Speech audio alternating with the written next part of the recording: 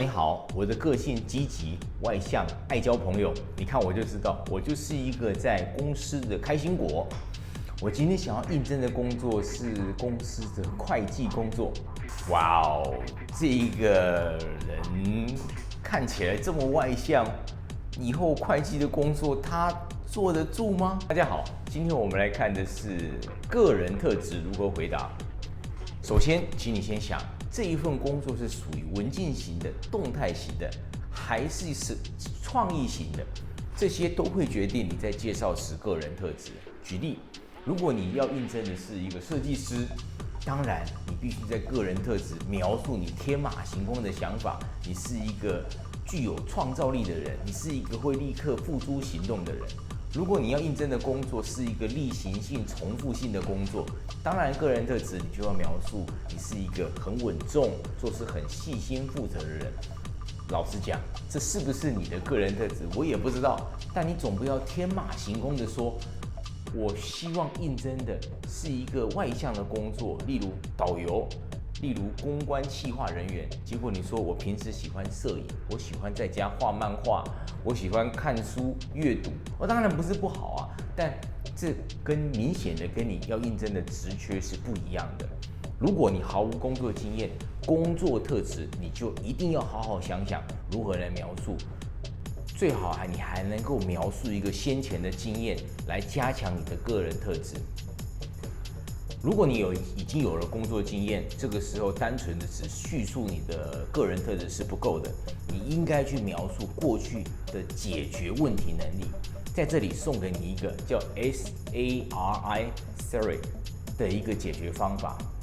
第一个叫 situation， 你应该描述你目前的先前的职缺、职务遇到的困难，简单的描述一下 situation。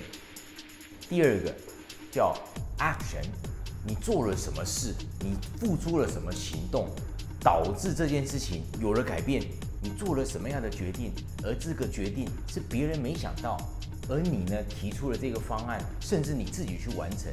第二个叫 A， 第三个叫 result， 因为你做了这个决定，所以导致结果不一样。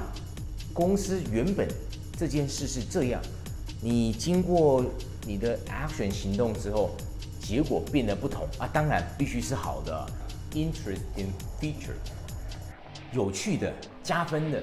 你做完这件事之后，把你做的这个结果以外，有没有印象深刻的一个特征找出来？我举我自己的例子，大概在7年前吧，我受邀一家行销公司，透过某一家电脑补习班的邀请，到台北的 Google 去担任 Ads 的关键字讲师。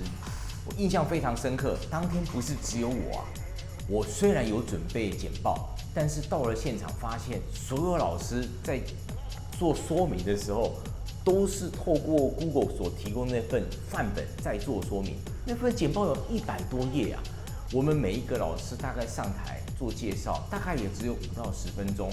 我当时代表的那家是国内最知名的电脑补习班，我在后面观察，如果按照这个方法，到我的时候跟前面的人不一样的做法吗？只有5到10分钟，那我怎么可能讲得完那100多张投影片？那不是简直是跳海吗？